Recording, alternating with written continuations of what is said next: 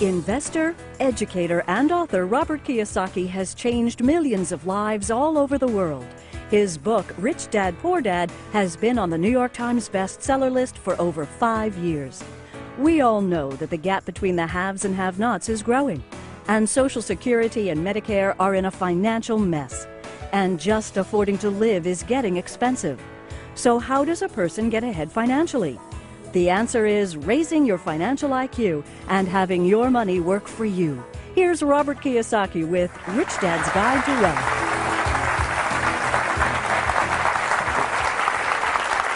Thank you. You're very kind, thank you. If I may see a show of hands, I want to ask how many people here were born prior to or before 1964? Please raise your hands. Good, thank you. And how many were born after 1964? Please raise your hands. Good, thank you. The baby boom generation and old guys like me, thank you, young people, for paying for my retirement. I really appreciate it. How many people in this room realize that Social Security and Medicare are kind of in trouble? Good. How many people are not really going to count on it for you? Good, thank you. That's a wise decision. How many people realize that corporate pensions, such as those of General Motors and United Airlines, are in trouble also? Good, thank you. So I want to thank PBS, first of all, for having the courage to have me come on and present Rich Dad's Guide to Wealth, very simply because what you will find out, there are many people in the financial services industry that do not want me to tell you what I'm about to tell you tonight. So, please be aware of that. Also, I want to caution you this. If some of you, what I may say tonight may threaten or challenge some of your beliefs about money. I mean, how many were taught, to save money, for example? Good. Tonight you're going to find out why that's a bad idea. So that's what this program is going to shake some of you and all this, so stay tuned. I promise if you stay tuned, at minimum your financial IQ will go up, you may learn to take more control of your money, and possibly survive the financial hurricane that's going to start brewing in the year 2008, the first of approximately 75 million baby boomers begin to retire. And how many people realize those baby boomers may not have enough money to retire on? Good, and good. That's why I thank you young people, because it'll be up to you to take care of us. So, so before I begin, I'll ask a question. How many of you have already read Rich Dad, Poor Dad? Thank you. Who has not yet read the book? Good, there's some of you.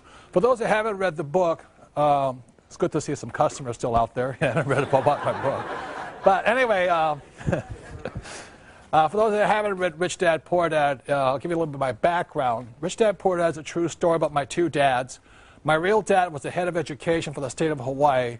Very smart, hardworking, great guy. He's a PhD, and he also ran for lieutenant governor of the state of Hawaii. So he's a great man. But I call him my poor dad very simply because even though he was a high-paid government official, no matter how much money he made, he was broke at the end of every month, and he ultimately died broke. So obviously money doesn't make you rich or poor. It's really education that does.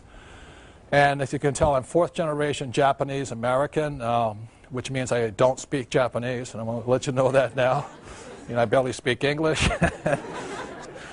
My rich dad, on the other hand, was my best friend's father, and although he was a man who started with nothing, he ultimately became one of the richest men in Hawaii. So when you look at the white sands and the blue waters and the tall palm trees and the hula girls and the tall hotels right on Waikiki Beach, my rich dad's family owned some of the land under those hotels. So Rich Dad, Poor Dad, this book here, is a very simple, true story of what two fathers told two sons, my best friend and I, about the subject of money starting at the age of 9.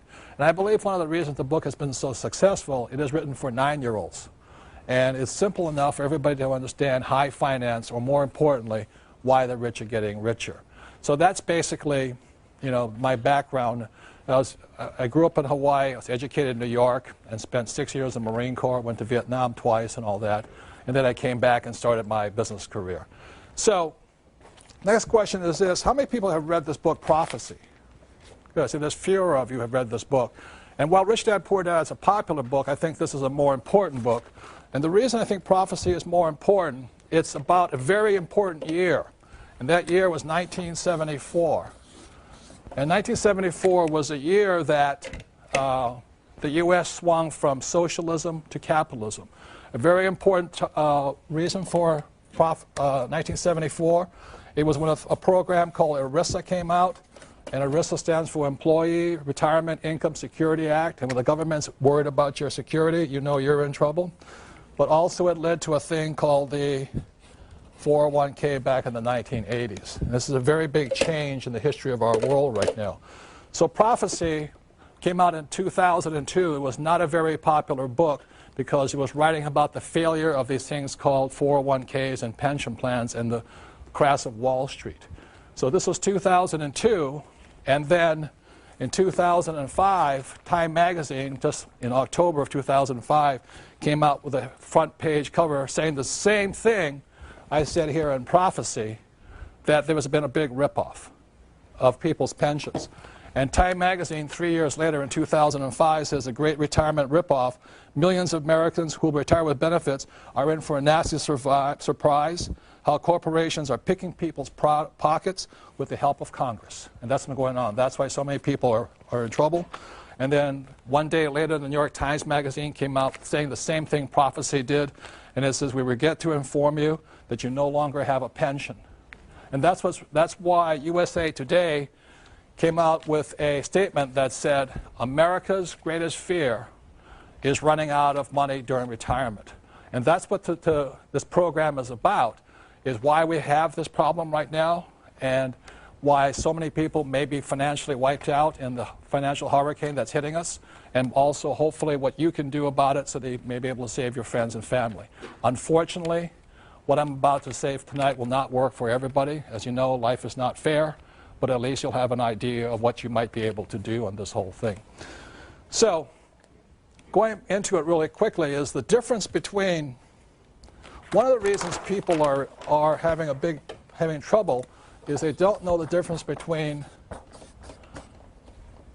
still can't spell that well, wealth and being rich. I'd like to explain really quickly that my rich dad taught me that wealth is measured in time and rich is measured in money. And really quickly, the difference here is this. A person who is, when you measure wealth, for example, let's say you have $10,000 in savings and your monthly expenses are $1,000 a month. That means you're 10 months wealthy. You will survive for 10 months. That's what it means. And the reason people are afraid of what's going to come up with them is they don't have enough wealth. They're afraid of running out of money during retirement. And what rich is trying to measure their lives in money. So what my rich dad taught me is don't worry about becoming rich, worry about becoming wealthy. And one of the reasons I was able to retire at the age of 47 was because I focused on being wealthy, not being rich. And that's a very big difference here. I thought I'd review something. I wrote a book called The Cash Flow Quadrant. I think it's one of the most important books for people who want to make changes in their lives. Because, as I said, the E stands for employee, S stands for self-employed or small business, B stands for big business like Bill Gates, and I stands for investor like Donald Trump or Warren Buffett. So, you know, my poor dad always said to me, son, go to school to get a what? Job. And he was programming me, and this is the word is program, me to be an employee. And, you know, when I talked to my mom, I said, you know, Dad, I don't want to be an employee. And my dad said, you must get a job. You must get a job. You got to have good education, good grades. Get your PhD. I went, oh, my goodness. And my mom says, don't argue with your dad. You know, if you want to be rich, go to school to become a doctor, you know, an S, specialist. And I said to my mom, there's only one problem, Mom. She says, what's that? Doctors are smart. She says, you have a good point there. You know, don't be a doctor. And I talked to my rich dad, and he says, you know, Robert, are you basically lazy and incompetent? I said, yeah. I said, good, you'll do well in business. And so this here is having other people work for you, like my advisors and things like that, and this is having money work for me. And they're very different educational paths. Another thing my rich dad says, again, going to words or vocabularies, employees always say the same words, whether they're the janitor or the president of the company or the CEO, employees all say the same word. I'm looking for a safe, secure job with benefits. That's their whole attitude.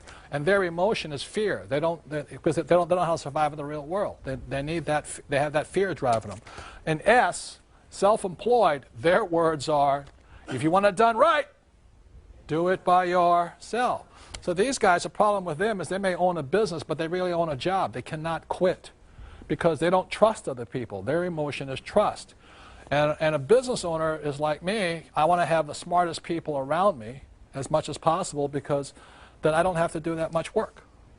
And as an I want to know how to have my money work hard for me so I don't have to work hard for money. So that's why I started off as an entrepreneur. And over here, this is the beauty of real estate. For every dollar I make here, I bring it down here, and my banker will give me $9 more, as long as it's real estate. Tax-free money. So I'm getting ahead faster and faster and faster, very simply because for every dollar I have here, my banker's giving me $8 or $9 to get ahead financially. Does that make sense to you guys here? Tax-free money. And if I sell a property, I'm going to do it tax-free. That's why I'm getting rich. That's why education or financial education is so important. And I think it's really silly that our school systems keep saying to you, go to school to get a safe, secure what? Job, when jobs are being exported overseas so fast right now, it's ridiculous. I mean, I think it was J.P. Morgan. They just exported another 4,700 jobs, and these are smart guys with MBAs and all. They exported it to India. So that's what's happening in the world. But the reason 1974 is so important was because when ERISA, which now was a 401k, came out, it forced these people to become investors also.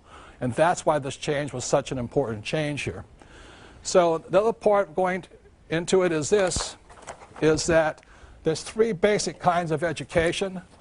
One is academic. The other one is professional. So you go to school to learn reading and writing. It's very, very important. I didn't do very well here, but I did graduate. And then professional is when you become a doctor or a lawyer or something like that. And those are very important. But what I'm saying here is this. In this world, there's three types of education that's essential. I'm not saying these are not important. I'm saying they're not enough today. You need more. And the third type of education is education that's called financial education. So what this program is about is not so much about these. I said these are very important, but so is this one right now. And I've never understood why our school systems don't teach us anything about money. You ever wonder that yourself? Why? Because rich or poor, smart or not so smart, we're all going to use money. And it's because our school systems don't teach us much about money. That's the reason so many people are having problems today financially. And so I'm not blaming Wall Street or people who are financial advisors. I'm blaming our education system for not keeping up with the changes in time. So what happens because we don't have much financial education at school, we actually learn it from our families. So what happens with poor people is, you can look on the screen over here on the plasma, the poor people tell their kids that the government's going to take care of you. You should count on Social Security, and you should count on Medicare and things like this. What the middle class tells their kids is that they should have a good education, get a good high-paying job, a house, and a pension. What they are passive investors. A passive investor is somebody who turns their money over to somebody they hope and pray is an expert. The poor are non-investors. So the difference between a passive investor and an active investor, and what the rich teach their kids, what my rich dad taught me, was that I should be an entrepreneur like Bill Gates or Oprah, and I should be an active investor like Warren Buffett or Donald Trump and things like this. So in this program, what you'll be learning about is the difference between active investors and passive investors. A passive investor is a person always going around saying, I have $25,000. I have $25,000. What should I do with it? And the first thing I say, if I were you, I would keep your mouth shut, you know. Because if you go around telling people you have $25,000 and you're a moron, somebody will tell you what to do with that money, and they're going to tell you, give it to them. Does that make sense, you guys here? So that's what this program is about, is so that at least you can tell the difference between a good financial advisor and a bad one. Because if you don't know what you do with your money, somebody else does. So when we come back, I'll be teaching more about financial education and the secret words that can change your life. Thank you.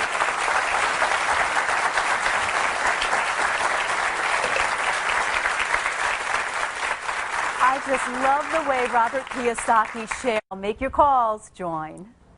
Here's Robert Kiyosaki with Rich Dad's Guide to Wealth.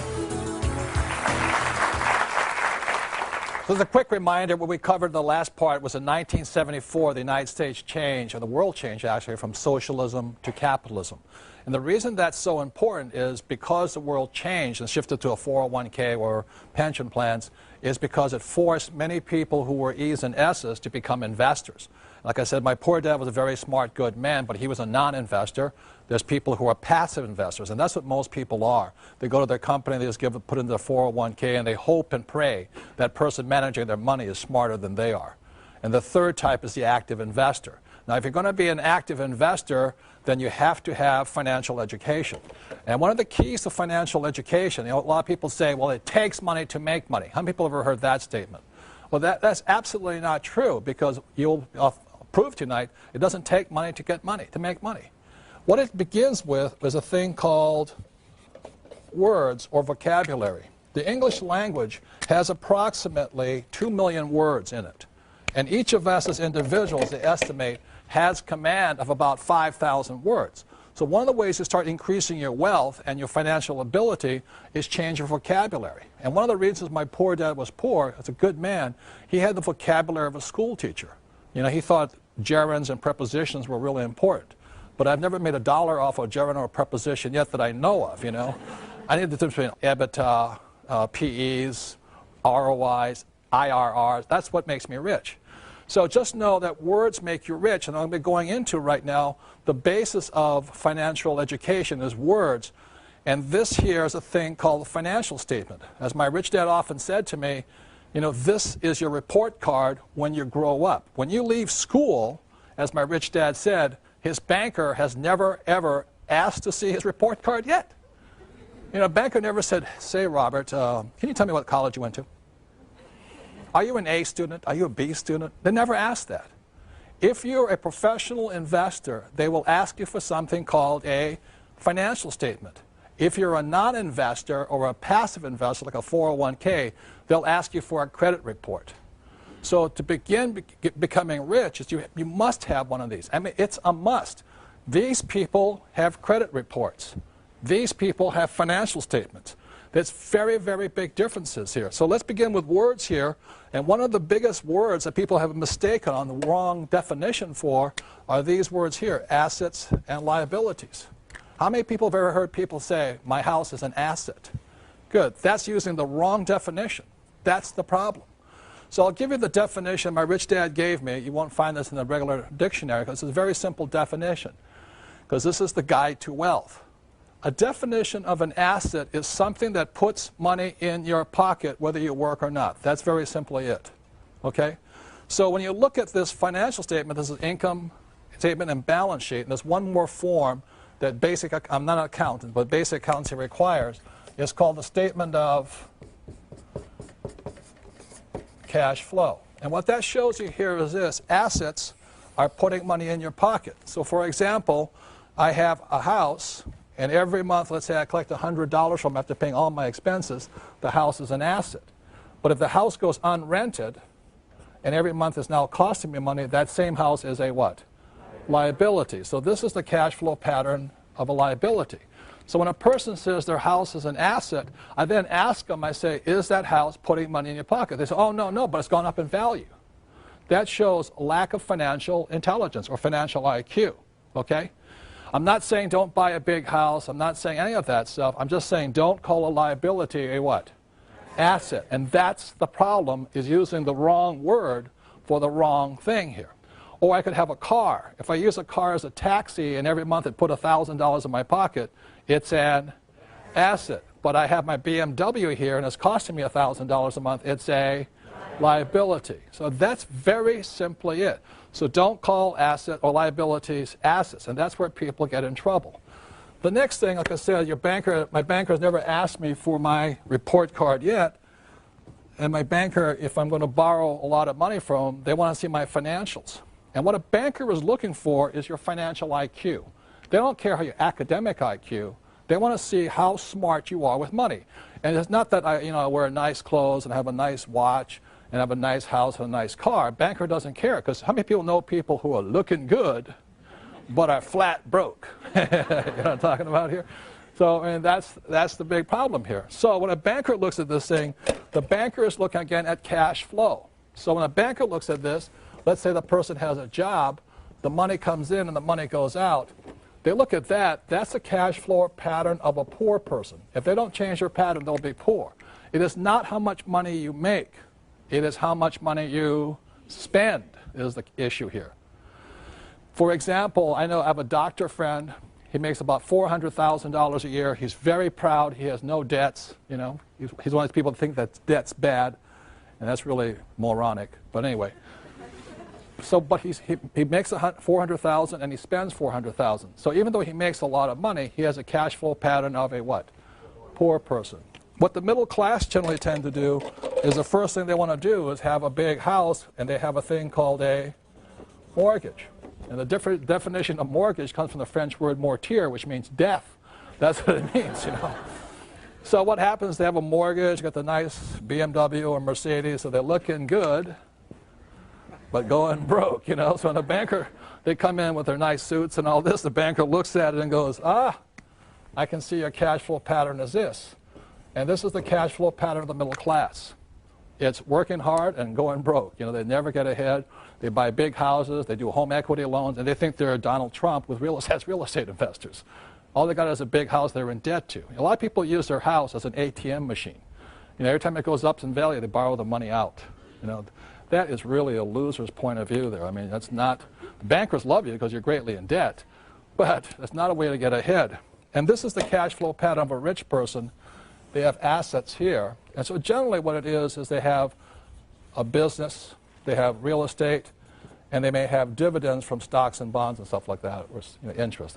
So those are assets. So oftentimes I ask people, think about it this way. If you stop working today, let's say you're married, you have a spouse, if you stop working today, how much money keeps coming in your pocket? And how much money keeps going out? All the things that are taking money out of your pocket are what? Liabilities. And anything putting money in your pocket is an asset. So the reason my wife and I could retire is very simply we have money going like this. This means we're wealthy. We don't have much in savings and all that, but every month it's hundreds of thousands of dollars going like this. And that's how you get wealthy. Just have assets that produce money every single month. When I did this program in Singapore, I asked people to raise their hand and say, would you mind telling me some of the assets you have? This woman raised her hand. She says, yes. She says, my best asset is my husband. And I said, ma'am, I'm talking about non-human, inanimate objects. She says, that's him. But he makes lots of money for me. I'm not talking about human beings. Slavery has been abolished for a while here and all this. So everybody understands the difference between assets versus liabilities, the cash flow pattern, and that's why bankers do not ask you for your what? Report card. They want to see your financial statement. If you have a good financial IQ, they'll give you lots of money. If you have a bad financial IQ, they'll give you a credit card or a home equity loan. That's the difference here. And years ago, I went to Sunday school. I'm not a Bible scholar. I'm not pushing religion on anybody. But I remember the story of the rich man. I think he had 3 sons or something like this. And he gave one son X amount of dollars, the second son X amount of talents, he called them, and then the third son talents. And the first son blew it, got rid of all his money. And he said, okay. The second son came in and said, what you did with the money? And the son said, I buried it. And then the third son multiplied it. Came back with, gave him $1,000, came back with $5,000. And at that point, the father, or whoever the guy was, took all of the money and gave it to the what? The third son, who multiplied the money.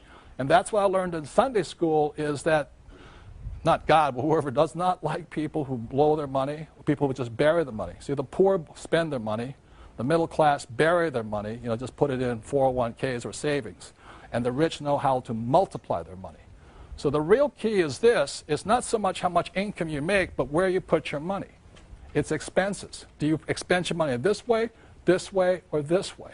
And that's why people who are always trying to make more money, they don't get ahead very simply because they're looking in the wrong place. It's over here. It's what do you spend your time and money on? And that's why I thank you guys for being here tonight, and those of you at home supporting public television and your education. You're spending time and hopefully some money to support your education and a great cause here. And that's really important, is how you spend your time and your money. That makes a difference. And then the third thing is this, is just to cover this thing why your house is not an asset, is when your banker says your house is an asset, your banker's not lying to you. This will explain it better, because to understand this, if you have a mortgage on a balance sheet, it must balance. So if a mortgage is your liability, it has to balance. So your same mortgage is your bank's asset. That's the difference. So that's why your banker says your house is an asset, and not saying it's not lying to you, it's just saying it's not whose asset it is. It's their asset, you know. And the way you know that, again, is assets put money in your pockets and liabilities what? Take money from your pocket. So when you look at this, money comes in, money goes out, goes in here, and comes back here. So it's taking money from your pocket and it's putting money in the bank's pocket. And that is basically, you know, why your banker says your house is an asset. And why it's very important to understand the definition of the word you're using. Don't just use a word, because if you keep saying your house is an asset when it's a liability, or you say your car is an asset when it's really a liability, and your vacation to Hawaii is an asset versus a liability, or your home equity loan is an asset, you're not going to make it. Does that make sense, you guys here? But what most people tell you is this. Repeat after me. Work hard, save money, get out of debt, invest for the long term, and diversify. How many people heard this? Okay? And the reason I bring this up here is that because around 1996, I was watching this very famous morning show, you know, that was broadcast all across the nation, and they had these nice, handsome, you know, couple who were the host and hostess, and they come and say, and today we have the financial expert of all times, and he's going to give us the financial advice for the new year. This is like 1996 or whatever it was, you know. And welcome so-and-so, and they clap, you know, and out comes a financial expert, and he goes, hi, everybody. What I recommend for this year, 1997, is work hard, save money, get out of debt. Excuse me, I can't even do it straight. Invest for the long term, and diversify. And the host and hostess go, oh, that is so brilliant. Oh, thank you for your infinite wisdom on this. On financial, we thank you. The next year, they invite them back, same thing. And for the new year, I recommend you guys, what?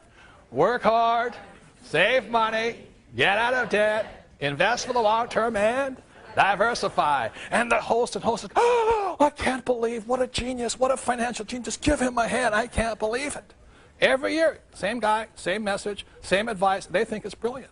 Then, after 2000, the stock market started to crash. And they bring the same expert on, and he comes on, and what does he say? What I recommend is work hard, save money, get out of debt, invest for the long term, and diversify. And the market kept crashing. And he kept giving the same advice. And this is what I want to say about that advice. Between the year 2000 and 2004, millions of small investors lost an estimated $7 to $9 trillion. At the same time, Wall Street paid some of its biggest bonuses out. And this is the advice they were giving people here. I want to say to you, this advice used to work. It doesn't work today. I'm not saying it's bad advice. I'm just saying it used to work. After 1974, it started to change.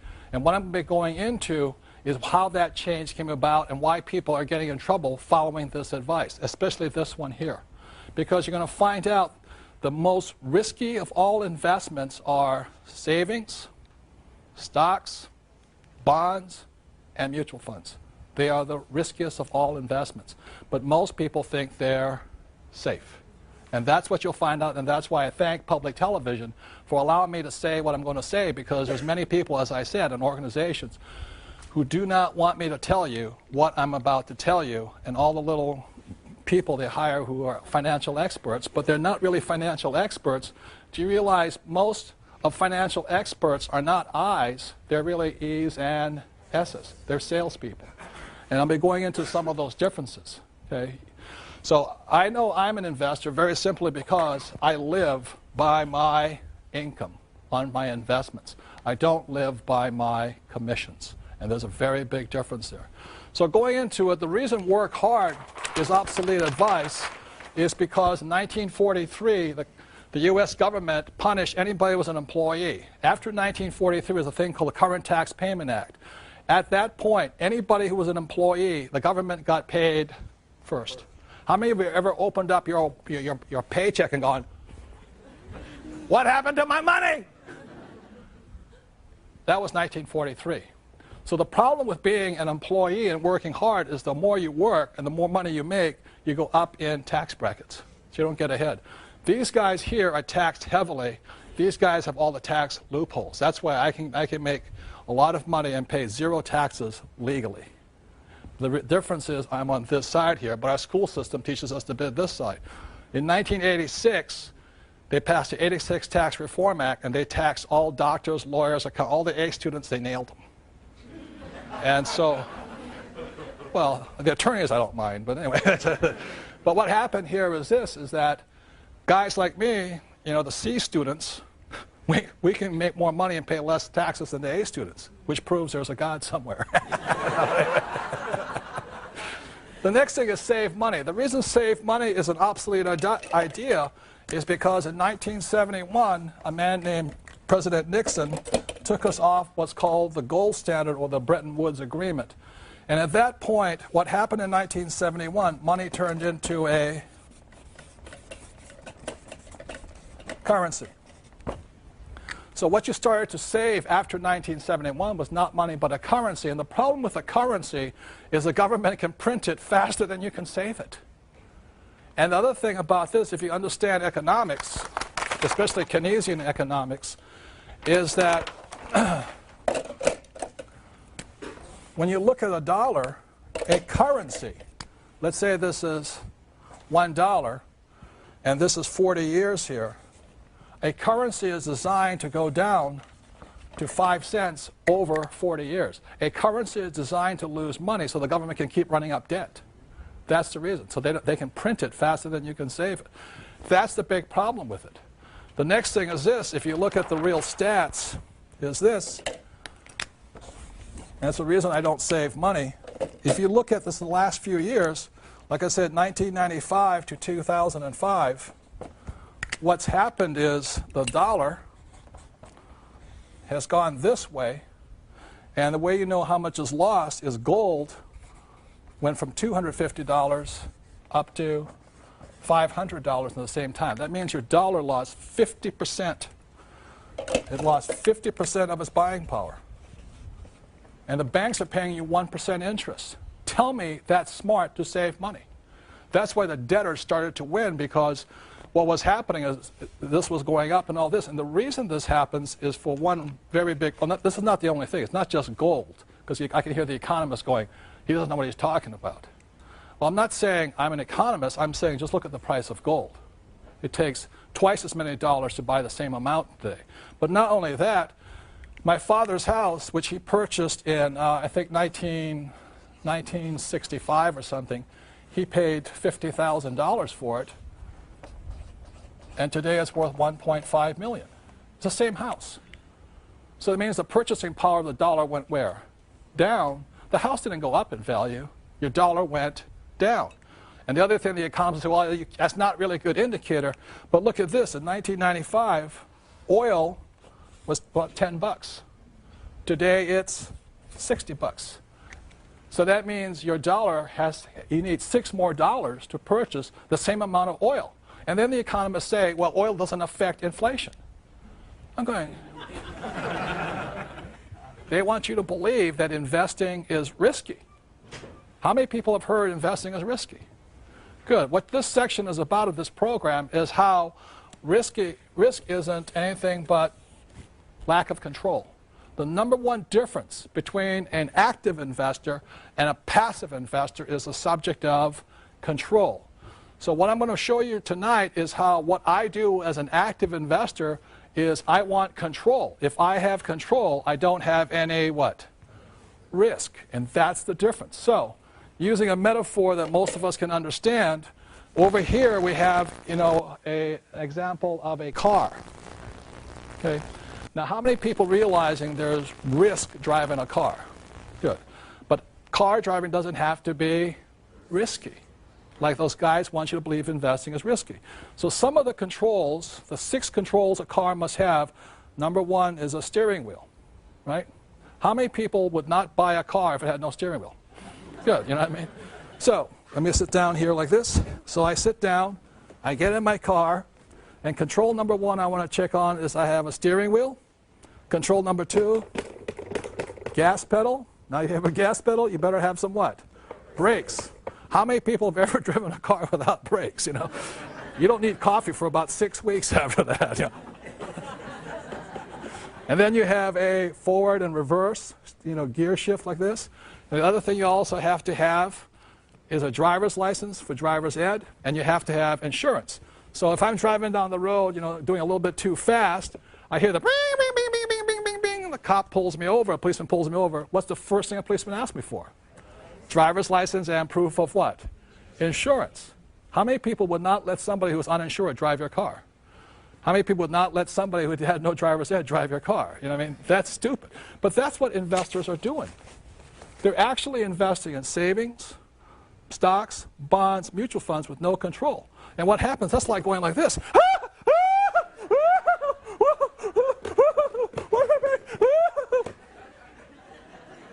And that's why they think it's risky.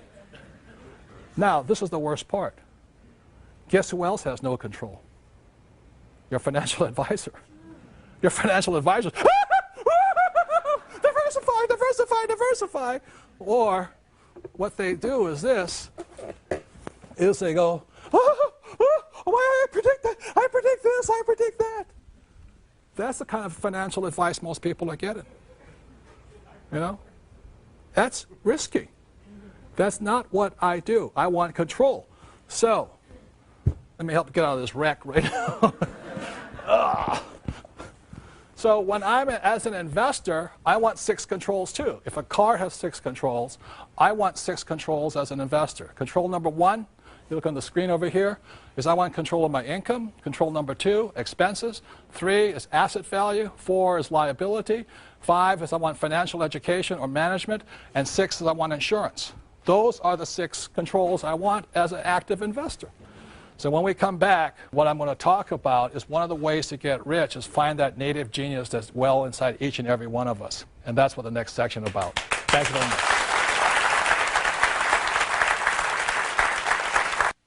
Here's Robert Kiyosaki with Rich Dad's Guide to Wealth. I'm going to get into a thing my rich dad talked about. It's called the game of money. And the reason we say it as a game is very simply because of this. And some of you may not be sports fans, but I love sports. In football, a game is consistent of 4 quarters. And so my rich dad said life is also, your financial life is in 4 quarters also. So if we can have it up here on the prompter, on the plasma, the game of money, we have a thing called the pregame show. Okay? And the next thing is we go into the first quarter. So age 25 is generally when most of us kind of get out of school and we sort of figure out what we're going to do. So age 25 to 35 is the first quarter. And the way we come up with this is 10 years is because our working life is generally 40 years long, 25 to 65, right? So the first quarter is 25 to 35. Then what happens, second quarter is 35 to 45.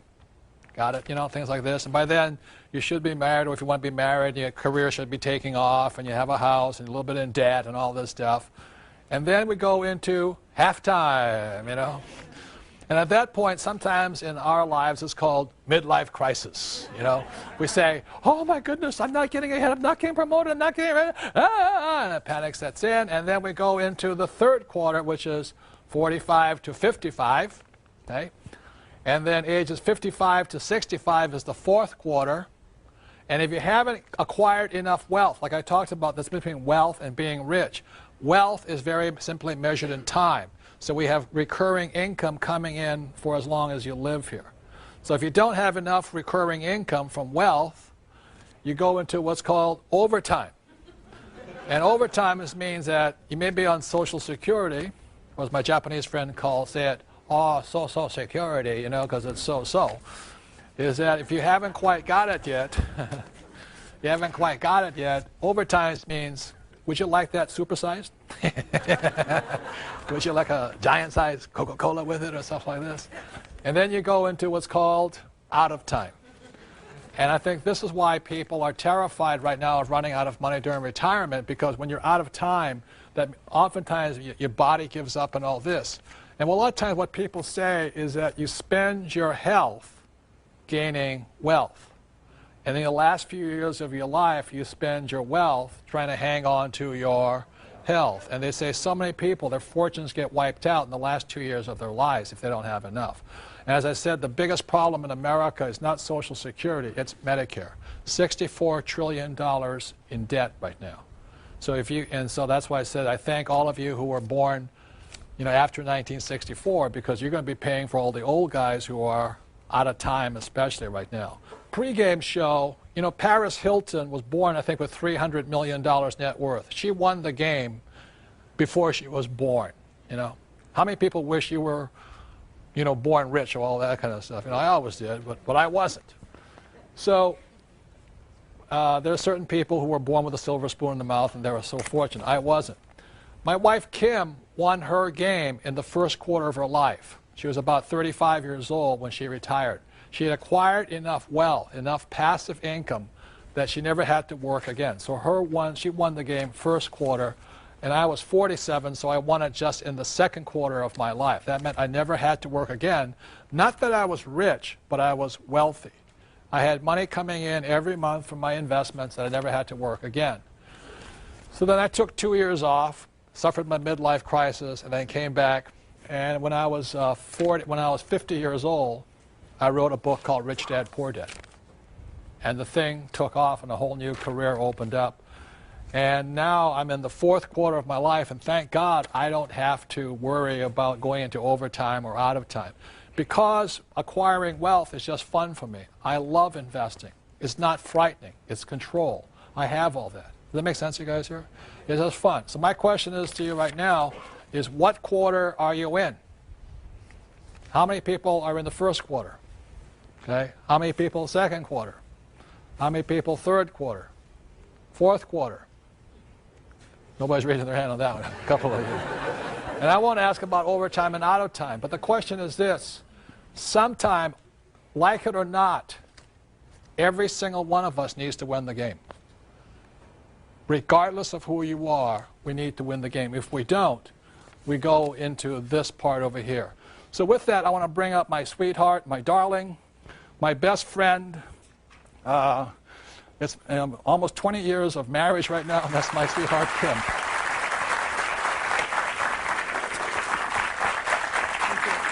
Kim has her own corporations. I have my own corporations. If we ever split, she's completely independent. She has control of her own life. Does that make sense, you guys here? So that's what I love about her. When I married Robert, we got together. He had no money. And matter of fact, we celebrated when we hit zero. That's how far down we were. Robert's been talking about control, and I love to encourage women into this world of investing, because I think so many women today feel out of control when it comes to money, when it comes to their financial freedom and their financial lives. And so my passion is to educate and encourage women in the world of investing. And the reason why I'm so driven kind of comes from an incident that happened many, many years ago. And what it was is I was 14 years old, and I remember coming home from school one day, and I walked in, and there was my mom and her best friend in our dining room. And I walked in, and Mom kind of signaled me to, no, leave him alone, leave him alone. And so I walked away into the kitchen, and I listened to the conversation, and my mom's friend was very distraught. She was crying. She was upset. And it turned out that her husband was leaving her for a younger woman. And she went on and on. They'd been married for 20-some years and kept listening. And then she said something that just really hit home to me. And she said, you know, my marriage hasn't been good for many, many years, but at least I was financially taken care of. And my mom said, well, that's why you stayed? She said, I stayed because I didn't know how to take care of myself financially. So at 14 years old, I decided I was never going to be dependent on someone else for my financial well-being. And that was a decision, and that's why I'm so driven now to encourage women into this game as well. And so when Robert talks about control, I really believe that it's time that women today take control of their financial lives. I think it's crucial. I don't think it's a luxury or a good idea anymore. I think it's something that has to happen. And, you know, the times have changed, and what worked for our mothers and our grandmothers is not necessarily going to work for us and our daughters and our granddaughters. And I came across some startling statistics recently that show how much times have changed. For example, in the U.S., 47% of women over the age of 50 are single, meaning they are responsible for their financial well-being. And many of us have heard the divorce rate. 1 out of 2 marriages ends in divorce. So if she was depending on Prince Charming to take care of her, well, and who usually ends up with the children? The woman. So the woman is now responsible for herself and for her children. And the first year after a divorce, on average, a woman's standard of living drops 73%. And for any of you that are concerned about your mothers or your grandmothers, of the elderly living in poverty, 3 out of 4 are women. But the amazing thing is 80% of those women were not poor when their husbands were alive. So what the statistics are telling me is that as women, especially as we get older, we have not been prepared, we have not been educated to take care of ourselves financially, and now is the time to do that. And it doesn't take a lot. It's really just through education, and that's why I'm so happy to be part of this program on PBS, because they're all about education. And to get started in this world of investing, it takes education. Start small, you know, make mistakes. You're going to make mistakes. Put a little money down. You'll be amazed at how smart you get when you put a little money down on an investment. Your education goes through the roof. So again, it's just about education. And just to let you know, it's not rocket science. You know, I don't have a special degree. It doesn't take any special type of formal training. When I started in investing, it was in 1989, and Robert came to me, said, "It's time you start investing." And I'm like, I don't even know what the word means. And so he started to teach me what his rich dad taught him about investing. And I went out, and I'm stumbling along trying to figure it out, and finally I came across this little 2-bedroom, 1-bath house in a place called Portland, Oregon. And I signed the papers, and I got the deal, and I'm doing all my due diligence now, and I'm checking it out to see if I'm going to do it or not. And I'll tell you, I was scared to death. What if the tenant moves out? What if the plumbing breaks? What if I lose money? What if? I was scared to death. And what happened is when it came time to close the papers, to sign the papers, my hand was shaking so bad they couldn't even make out my signature. But the other thing that happened is my fist was so tightly clenched around my $5,000 check that I had to part with that they thought they'd never get it. But I did that deal, and I went on to do the next deal and next deal, and I kept learning, and I kept learning as I went. And what it came down to is today I control millions of dollars worth of real estate and worth of property. But it all came down to, it started with a little education, and it started with that first step. So I just want to say, again, I so encourage women in this game of investing. It's not difficult. It takes some time. It takes some effort. It takes some education. But the freedom, for me, when I understood this game, my self-worth went up. My confidence went up. I knew for the first time that I could take care of myself. I didn't have to depend on Robert. I didn't need Robert. I wanted Robert, but I didn't need him. And that made a huge difference. So one final statistic. Only 20%, studies show that only 20% of baby boomer women will be financially secure in retirement. That means 80% of us will not.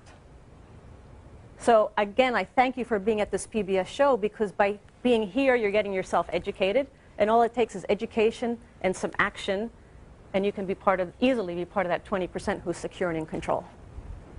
Thank you.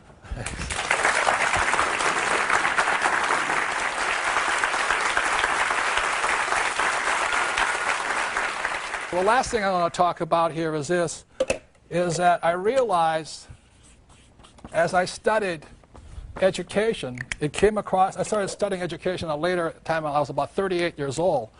And I realized that each and every one of us was a genius, except in school. There are certain people, like I had a classmate who was considered a genius in school. This guy could do quantum physics and all that when he was in kindergarten. The trouble is he couldn't tie his shoelaces. How many people knew people like that? You know, they're absolute, and they are geniuses in school, but in the real world, they're incompetent. This guy didn't know his left hand from his right hand. You know, we used to play baseball, and I said, how can he be a genius? He doesn't know. He could never figure out what the glove went in his left hand or his right hand.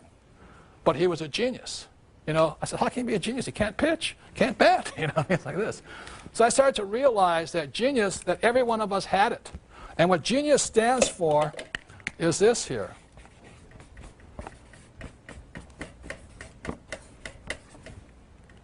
The genie, the magic. And so what I say to this is this. You know, God created every animal on earth, every species, to have a special advantage. For instance, birds can fly, cheetahs run fast, and cockroaches, you can't kill them. You know? So if animals have special advantages, so does each and every one of us. For example, Tiger Woods is a genius in the environment called the golf course. Tiger Woods would not be a genius as a jockey. And he's just too big. I would definitely not be a jockey. You know what I mean, like this? And you look at Mick Jagger. He went to school to be an accountant, but he became a billionaire as a Rolling Stone. The thing I want to leave you with tonight, ladies and gentlemen, is have the courage to find that environment, like Tiger Woods on the golf course, Mick Jagger as a Rolling Stone, Oprah in front of television. Find that spot where your genius comes out. That's what intelligence is. My genius was crushed in school. I was labeled stupid and dyslexic and no attention and jumping around all the time. Also, my genius did not come out in the corporate world. I do not like being told what to do and kissing you-know-what to get the corporate ladder. I do not do that stuff well. I do well on the streets. Does that make sense, you guys here? That's where my genius came out. And the other thing is that I flunked out of school twice because I could not write. And I do not read that well yet. But only, you know, no, it's true. I flunked when I was 15 and I flunked out when I was 17. And today I have one of the top 3 books in the history of the New York Times. I've been on the New York Times bestseller list for over 5 years now. Only 2 books have beat me. One of them is The Joy of Sex. That might take a while to beat. So when I flunked out of school, you know, and now I have a New York Times bestseller for 5 years, I'm still a lousy writer. People say, you can't write. I say, you sound like my English teacher. You know, I did graduate. I have a Bachelor of Science degree and all that. I went to a very prestigious school here in New York. But the point here is this. That's not, you have to find where your genius comes out. That makes sense, you guys here? And after I flunked out of school and then this book became, I was scarred for the longest time. I really thought I was stupid. It pained me. Here's my father, the superintendent of education, and his son's a moron. You know what I mean? It's all this. So what I'm thinking about, if those school teachers are still alive, I'm going to look them up on 1-800-SEARCH or something. I'm going to find their names. I'm going to mail them a copy of my book, page by page, saying, here it is. But the point here is this. I didn't find what I was good at until I had the courage to find the environment where my genius came out. Does that make sense, you guys here? And I ask you to do that. Intelligence is don't do as you're told. Go where you know your genius can come out. It's not easy. Tiger Woods practices like a wild man to get his genius to come out. I practice I write like crazy. I'm not a good writer. Does that make sense to you guys here? It's not easy. If you think it's easy, this is not it. But you and every one of you at home, you need to find, or I recommend finding where your genius lies. What environment do you come the best in? Because if you look at this picture over here of this young boy, I think this is really it. That's really what it is. Every child is born with a genius. I did not know when I was 9 years old playing Monopoly that I was seeing the future. When I played Monopoly, I saw that I could become a rich man. Whereas my poor dad kept saying, go back to school. So I'd like to leave you with this. Have the courage to find that environment. The magic lamp is your environment. Tiger Woods, golf course. Mick Jagger, Rolling Stone. Oprah, television. Have the courage to find that environment where you rub the magic lamp and your genius comes out. The most important thing is do what you know God gave you the best genius for. Thank you very much. I appreciate it.